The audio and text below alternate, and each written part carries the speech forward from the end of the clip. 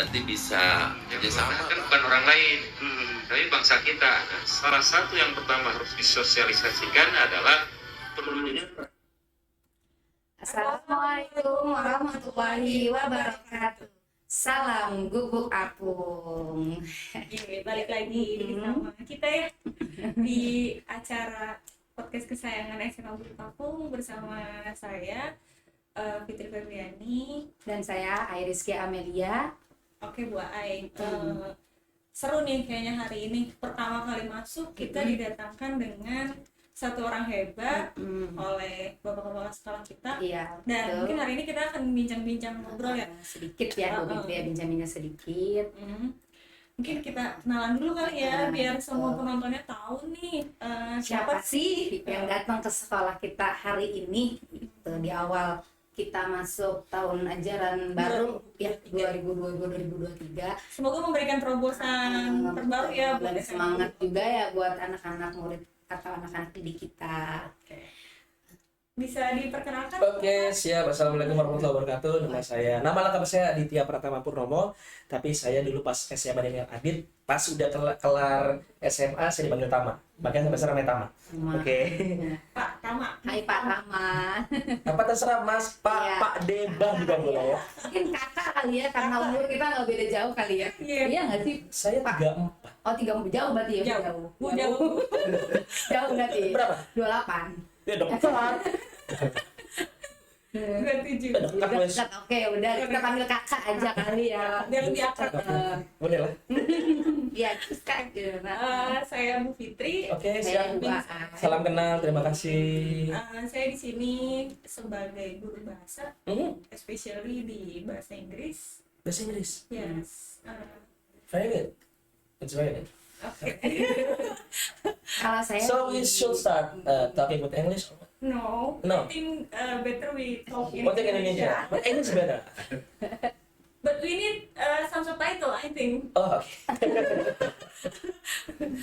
itu pemanasan tadi. Oke, pengantar bahasa Inggris. Kalau saya mungkin di bahasa Indonesia karena mungkin memang bahasa Inggrisnya kurang, jadi mungkin saya ngambil di bahasa Indonesia. Gitu Kak. Tetap aja guru itu adalah salah satu profesi yang sangat mulia. Buat saya pribadi, seorang guru itu adalah profesi yang benar-benar harus kita apa ya? Kita kok nursing bahasanya. Harus kita hargai dan harus kita sangat hormati karena tanpa guru kita bukan. Oke, siap lanjut. Tidak akan ada background hebat seperti ini ya. Betul, Kalau betul. tidak ada guru. Betul, termasuk kepala SMA kita, Bapak Dedi, beliau adalah orang yang sangat luar biasa, saya bisa pastikan itu. Memang kadang beberapa orang dulu mengatakan Pak Dedi itu terlalu visioner, tapi terbuktikan visi dan misi beliau itu sekarang baru kepake, 15 tahun kemudian. Dan memang kadang sesuatu hal yang visioner itu harus kita lihat itu jauh dari jauh. Kalau sudah dekat bukan visioner namanya. Tapi memang kalau satu yang kayak Pak Dedi lakukan memang luar biasa sih saya bilang. Beliau tuh banyak merintis hal-hal baru yang berguna termasuk buat saya. Seperti itu. Salah satu kepala sekolah yang banyak terobosannya di. Iya, beliau. Makanya kita nggak kaget juga ya, karena sebelumnya ya kita jalan sewajarnya gitu aja ya. Cuma pas ketika Pak Dedi Kita masuk, harus berlari. kayak lari, kita Iya. harus lari. Yang awalnya kita cuma jalan biasa, sama Pak Dedi kita bener-bener lari. Dia ngajarin kita, terutama ya karena Pak Dedi senang banget nulis gitu. Terus dia senang juga sama guru-guru bahasa ya. Jadi termasuk saya dan dua ini yang tidak punya background menulis yang bagus dan gimana ya kita, Ya, karena- bahasa kita aja kadang masih suka berantakan ya Bu ya. Karena mungkin jujur ya Kak ya, saya sebagai guru bahasa Indonesia, tapi maksudnya karya-karyanya itu tidak sebanyak beliau, yang maksudnya beliau itu memang guru seni. Karena Luar mungkin biasa dia. ketika saya nulis, saya mikirnya ini tulisannya tanda komanya, tata unda bacanya benar atau enggak sih, jadi terhambat oleh itu mungkin ya. Makanya kata Bapak, jangan maksudnya walaupun memang kamu bahasa Indonesia, tapi maksudnya jangan hanya terpaku dari situ. Karena kalau misalnya memang terus kayak begitu, tulisan kamu nggak akan keluar gitu. Ya kan kemarin juga sempat ya Bu Fitri ya, kita sama tim bahasa ya, tim editor bahasa, kita menyuruh anak-anak untuk menulis, dan alhamdulillah tuh Kak ada bukunya ya, Balaka Ciprut ya. Saya belum selesai baca, bagus sih. Maksudnya itu kumpulan anak-anak yang mungkin walaupun sebenarnya apa adanya gitu. Nah terus berdasarkan info yang tadi kita dengar juga ya Bu Fitri ya, kan katanya kakak ini termasuk yang ghostwriting ya, atau penulis bayangan. Nah itu kira-kira gimana sih maksudnya kiat atau strateginya kok bisa menulis tapi tidak mau di-up dirinya? Nah itu bagaimana? Tapi sebelum kita masuk ke situ, kita tanya dulu nih. Boleh, Sebelumnya dari universitas atau Oke. apa? Pokoknya saya dulu kan sekolah di SMA Negeri 1 Tambun Selatan, di mana Pak Dedi lah sebagai salah satu guru saya. Di belakang sekolah saya itu Japing dulu saya. Oke. Dempetan ya. Terhalang oleh kayak empang gitu kan itu soalnya Oke. dulu anak Yaping sering ngintipin anak Satam juga sering ngintipin anak Yaping.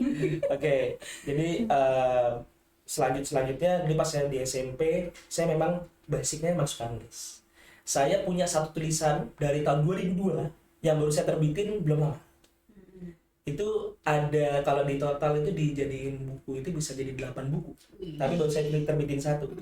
Tadinya mau saya kasih ke Pak Dedi, cuman udah habis di sold out, jadi nggak bisa saya kasih. Oke, SMA 1 dan saya kuliah di BINUS, Bina Nusantara. Jurusan saya ber-IT. Lebih banyak IT tapi di spesialisasi sistem komputer. Sistem komputer adalah berbicara tentang hardware, pemrograman bahasa rendah, jadi ada low level programming itu saya di situ. Terus kelar dari lulus di BINUS tahun 2011, saya langsung kerja di salah satu perusahaan yang membuat saya punya banyak skill sampai sekarang, tapi saya dipecat akhirnya. Gara-gara saya masih muda dan biasa anak muda itu kan biasanya. Banyak pengen Iya. kesana kesini. Iya, jadi perusahaan itu berjalan lambat, saya terlalu cepat. Jadi saya ditendang sama salah satu direktur, tapi nggak apa-apa. Sampai Jadi sekarang, dia memutuskan iya, dan sampai sekarang saya berdagang.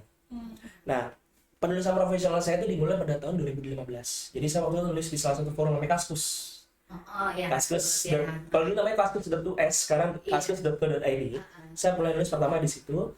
Nah, satu ketika pas tahun 2015 akhir, ada salah satu editor, saya nggak bisa sebut namanya karena ini NDA kan, ada non disclosure agreement dengan beliau, ngomongin saya melalui PM Kaskus. Mas, saya ngeliat tulisannya oke nih, mau nggak menulis profesional? Makanya seperti itu ke saya. Oh boleh, bagaimana terms and condition-nya? Beliau menjelaskan, jadi ada salah satu penulis yang butuh penulis lain, gimana ya? Misalnya saya adalah penulis, atau mungkin ibu sebagai penulis, kakaknya sebagai penulis di sini, dalam setahun biasanya kan ada target, misalnya anggaplah 10 buku.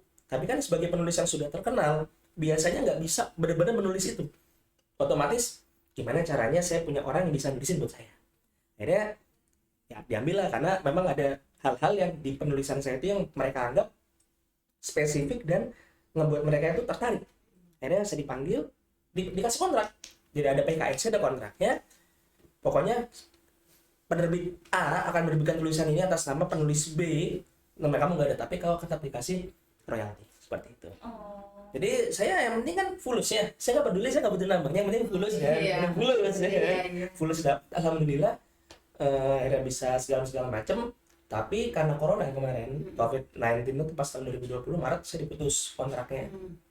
Karena memang kata beliau si penulis ini sudah nggak aktif lagi sejak udah berapa tahun, bukan berapa tahun, pokoknya udah setahun nggak aktif, membuat hiatus beliau, jadi nggak mau mengeluarkan tulisan. Akhirnya tulisan saya nggak dipakai lagi seperti itu. Tahun 2020 kan corona tuh ya, berkata itu bisnis susah banget, termasuk main bisnis saya waktu itu di bidang IT pun sangat terdampak. Jadi ujung-ujungnya ya banyak waktu rumah, akhirnya nulis lagi berbagai macam story, saya tulis di beberapa platform dan alhamdulillah banyak yang baca sih sebenarnya. Jadi memang gaya penulisan saya itu lebih pada teknis. Jadi ada di satu penulisan saya menceritakan bagaimana lokomotif menggerakkan kereta.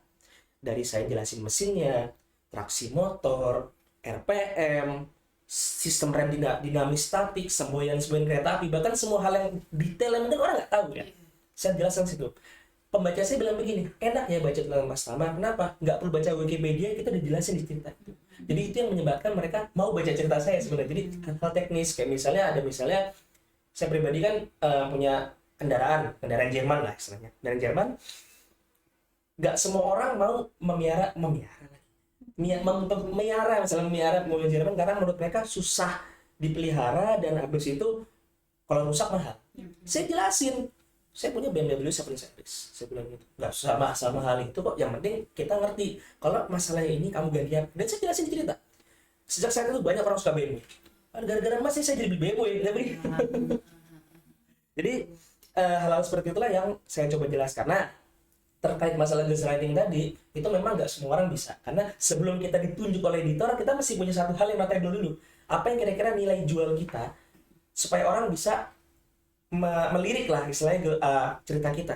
Kalau menurut saya, ketimbang teman-teman jadi ghostwriting, nulis aja sendiri. Zaman sekarang banyak kok penerbit yang menerbitkan tulisan kita. Memang hal-hal teknis kayak misalnya cara penulisan, plot, segi cerita itu memang harus dipikirkan matang-matang mana yang menarik lah istilahnya. Nah, saya baca buku tadi itu Bala Kacipro.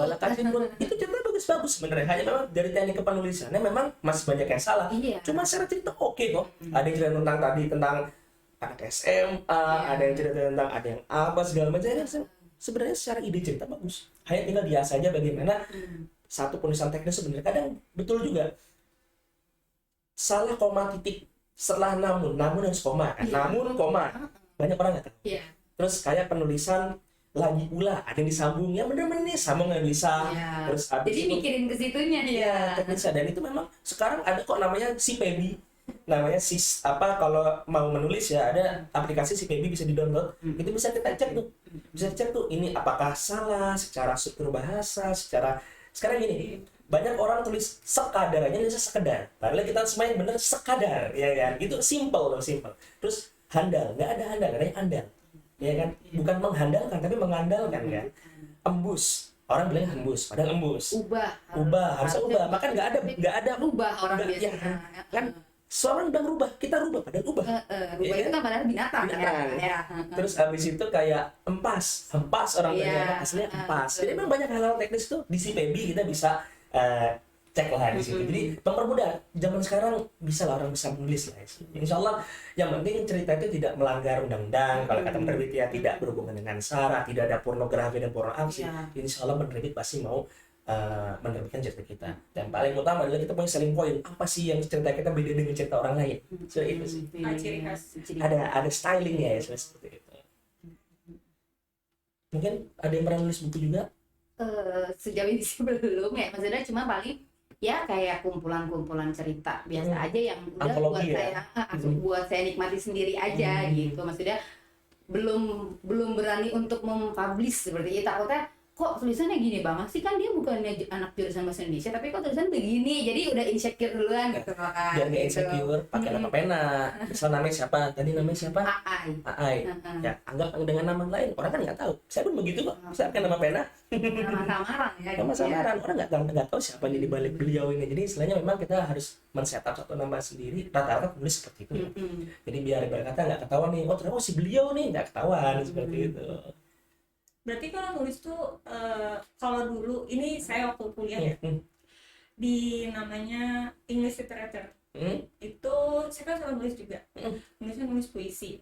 Udah bebas puisi apa aja mau kamu tulisannya. Kadang tuh kayak tulisan alay dulu tau gak sih? Panjang, huruf besar, huruf kapital itu diperbolehkan. Itu kenapa kalau kayak gitu? Maksudnya emang ada gaya stylenya sendiri kah atau? Oke, jadi kalau kita berbicara, di dua cerita ya, kalau kita berbicara di bukuan fiksi berkata tentang fiksi, kadang kalau sudah masuk ke editor, kalau misalnya ada huruf besar huruf kecil itu, ada dua. Kalau dia di tanda kutip, itu biasanya diperbolehkan. Karena saya biasanya menulisnya stylenya seperti ini. Nggak mungkin dong saya ngomong sama kakak-kakak di sini ngomong pakai saya bla bla bla sehari, nggak mungkin. Nggak maksudnya gue, lu, ya kan? Seperti saya pada kok gue, padahal di dalam tanda kutip gue. Kalau di keluar tanda kutip baru kita tulis miring. Seperti itu. Tapi kalau dalam tanda kutip nggak masalah. Saya menulis biasa, mau bahasa Inggris kayak mau bahasa Jerman, mau bahasa Itali, silakan. Yang penting dibawa ke kasih tahu kalau memang bahasa asing. Tapi biasa rata-rata karya saya itu memang saya tulis biasanya kalau percakapan ya normal kayak gue lu. Terus misalkan nggak mungkin saya ngomong tidak tahu pasti nggak tahu ya kan. Normal. Nggak ada masalah. Yang penting selama di dalam tanda kutip. Itu kan percakapan. Jadi nulisnya percakapan. Di luar itu baru kita harus penulisan harus benar.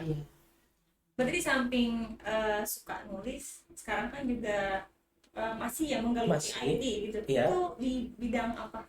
Ya IT saya lebih banyak kalau dulu saya banyak jual server. Oh, server hardware. Tapi sejak corona kemarin akhirnya saya lebih ke solusi. Jadi kayak misalnya yang nggak saya kerjakan sekarang itu di ketenagakerjaan bikin satu sistem untuk job portal orang mau keluar negeri seperti itu. Jadi kalau misalnya emang ada kakak-kakak yang minat keluar negeri silakan. Minat minat lah pasti ya orang kan. Ya, jadi memang kayak di Korea sekarang lagi banyak pekerjaan Korea, Slovakia, Jepang, Arab Saudi. Enak Arab Saudi di Mekah kerjanya. Nggak usah nunggu kuota haji, bisa naik haji kalau mungkin. Seriusan. Seperti itu. Jadi memang saya lebih banyak di solusi ke ketenaga kerjaan. Karena kebetulan kan saya pernah tahun 2018 pernah di Innovroom. Innovroom itu punyanya Kemnaker, punyanya Pak Hanif, jadi staff di situ dan membawahi beberapa startup. Jadi saya tahu lah istilahnya teman-teman ini yang bisa kerja siapa, yang nggak bisa kerja siapa, saya tahu dari situ. Tapi memang di sela-sela kesibukan itu tetap nulis. Karena saya memang punya, saya bilang tadi mungkin kalau jadi buku jadi 8. Itu pun masih belum selesai. Income lebih banyak di nulis atau apa tuh? Lebih banyak di IT dong. Oh, IT. Dari Karena IT itu peluangnya besar ya. Kayak misalnya teman saya ada tuh di bagian programming, dia tuh benar-benar yang setiap kali ada proyek atau apa. Iya. Iya kan Iya. ya. Ya memang betul. Paling bapak kan, bapak kakak kan di bagian IT aja pasti apa ya, lebih pintar lah kalau. Jadi mungkin kalau nulis mah di waktu senggang aja gitu ya. Betul. Jadi gini, sebenarnya di IT itu kan ada tiga bagian besar ya. Jadi bagian besar pertama adalah bagian yang paling bawah tuh yang bisa program. Program itu orang yang bisa kita suruh-suruh. Terus kedua adalah business developer. Developer itu adalah bagaimana caranya ini loh programnya seperti apa, dan tiga adalah orang yang algoritma. Jadi merancang algoritmanya dari bisnis prosesnya dan disuruh program. Misalnya, nah saya kebetulan tiga-tiganya bisa, cuman lebih ke bikin algoritma. Jadi nanti saya suruh tim, nih bro tolong bikinin bro kayak gini aplikasi, oke siap, tapi jadi. Dan alhamdulillah memang salah satu produk andalan saya itu memang untuk sekolah sih, namanya School Management System. Jadi untuk apa sih sebenarnya School Management System? Karena kan katanya kan sekarang menuju industri 4.0 kan, ada seperti itu. Jadi apa-apa IT gitu ya. Saya dan teman-teman memang membuat satu sistem sebenarnya ini untuk BLK atau Balai Pelatihan Kerja untuk PMI atau Pekerja Migran Indonesia. Tapi ini bisa dipakai di sekolah kok, istilah seperti itu. Ya jadi saya beberapa kali ke sekolah swasta, karena kan sebenarnya sekolah swasta ini kan duitnya kan banyak. Ini adanya gini, bayar mereka mau. Nah kalau untuk negeri, source code pasti saya free. Nih source code gratis. Tapi urusan infrastruktur kau yang ngurus sendiri, saya nggak mau ngurus lagi kayak gitu. Karena kodenya lebih mahal daripada infrastruktur. Karena mereka kata, anggaplah beli server tuh nggak mereka kata menyediakan VPS atau server virtual itu nggak nyampe 20 juta. Tapi bikin programnya itu bisa 500-600 juta. Seperti itu. Kalau dari segi keuntungan apa tadi, SMS ya? Iya, SMS. Di bidang sekolah sendiri itu apa? Saya nggak ngejar keuntungan sih, karena buat saya pribadi pendidikan itu kan ada suatu hal yang harus digratiskan, ya kan? Iya. Betul kan? Tapi kan kalau digratisin kasihan guru-gurunya, gimana mau dibayar, betul kan? Makanya dengan ada sini saya berharap mempermudah pekerjaan guru sebenarnya gitu. Jadi dengan absensi, ngajain tugas, testing, absensi dan jadi siapa tuh namanya wali murid ataupun orang tua akan tahu nih nilai anaknya, absensi anaknya, mereka bisa akses. Seperti itu. Jadi ada transparansi. Jadi mempermudah guru juga kan, berkata nggak perlu ngejelasin banyak-banyak, orang bisa lihat sendiri kok nih anak-anaknya, absensi bisa melihat seperti itu kan. Jadi untuk itu karena kan bagian dari saya kan bagian dari masyarakat Indonesia yang juga memiliki andil dalam memajukan pendidikan dan juga sumber daya manusia masyarakat Indonesia itu juga. Jadi ada Pak Menteri dulu pas saya pernah di Kemnaker ada seperti ini, untuk memperbaiki SDM itu harus dimulai dari tingkat sekolah menengah seperti itu. Jadi SMP SMA adalah cara yang tepat untuk memperbaiki baik dari skill yang soft ataupun hard skill itu harus ditempa SMA. Jadi ketika udah masuk kuliah kalau atau mau kerja, misalnya kuliah sudah terkerucutkan dan pas dia mau kerja dia udah punya skill, jadi berkata nggak kosong banget lah istilah seperti itu. Seperti itu sih sebenarnya. Jadi ini bisa dipakai antara guru dan anak atau guru, anak dan orang tua. Tiga-tiganya bisa pakai semua. Oh, tiga-tiganya. Jadi orang tua bisa tahu misalnya anak ini misalnya sekolah hari ini masuk apa enggak, nilai anak ini bagaimana, semua saya Jadi pantau. kepantau ya sama Pantau semua karena memang ini kan semangatnya sebenarnya adalah regulator tuh tahu kalau si TKI ini benar-benar datang ke BLK dan nggak kabur. Jadi kan harus pantau kan. Itu sistem sebenarnya sih, dan itu kan bisa naik buat sekolah. Dan lagi menurut saya anak sekolah tuh nggak senakal calon PMI loh. Senakal naik SMA ngapain sih kayak gitu ya. Itu sih sebenarnya. Keren ya. Keren banget. Kira-kira coba dong Kak kasih motivasi gitu ya ke peserta didik yang ada di SMA Gubuk Apung ini gitu, maksudnya kasih motivasi buat mereka, maksudnya biar lebih semangat lagi gitu ya Bu Fitria belajarnya. Oke. Gitu. Yang pasti yang pertama, saya pernah bilang sebelumnya, kalian masih sekolah, manfaatkanlah waktu untuk belajar. Karena kalau sudah kerja, belajar itu akan jadi susah. Betul? Ya, betul. Jadi pas masih sekolah, manfaatkanlah, misalnya sekolah ini ada program ini dan itu misalnya berguna buat di dunia kerja, silakan dipelajari. Karena kalau sudah kerja, tuntutannya berbeda. Karena pas lagi sekolah kan kerjaan kita cuma sekolah dan Iya, belajar. hanya belajar. Nanti pas sudah bekerja, apalagi punya keluarga, Iya. makanin istri, makanin anak, itu kan satu hal yang Benar. pusing. Benar, Jadi benar. selama masih sekolah, selama masih duduk di bangku sekolah, belajar sebaik-baiknya. Manfaatkan untuk belajar. Gak usah mikir kerja part-time segala macam, kerja aja. Ketika lulus SMA, baru kita berpikir untuk bekerja. Karena undang-undang ketenagakerjaan kita juga tidak membolehkan anak di bawah 18 tahun untuk bekerja. Kecuali part-time memang ya. Iya. Cuma saya nggak tahu ada hukumnya nggak sih part-time itu. Saya belum pernah buka ciptaker. Ini harusnya yang kayak gini nih ada workshopnya. Iya, Ya, betul kayak, Boleh ya, memang tergantung Pak Kepala juga bagaimana. Nanti kalau Pak Kepala memang beliau ini kan visioner juga, jadi memang bisa kita eksekusi lah seperti itu. biar Jadi- bisa masih motivasi langsung kan Iya. anaknya gitu kan. Kalau kita kan udah tahu nih background dari kakaknya, tapi kan anak-anak kita belum tahu ya. Siapa tahu mereka bisa termotivasi, oh iya mau jadi kayak Kak Tama nih, biar jadi penulis sukses sama Bisa nulis programmer yang kayak juga, kita. IT-nya keren, bahkan dagang juga ya Kak ya. Karena saya emang pedagang keliling. Kan? Iya, maksudnya semuanya kan keren semuanya Oke. gitu ya. Terima kasih informasinya. Siap, sama-sama. Bermanfaat untuk Jangan Halo. bosan-bosan main kesini, nanti Ya. kalau waktu main lagi, mampir Oke. lagi ke podcast Gubuk Aku. Terima kasih. Cukup sekian dari kita bertiga. Mohon maaf kalau banyak kekurangannya. Terima kasih. Wassalamualaikum warahmatullahi wabarakatuh. Salam. Salam Gubuk Aku.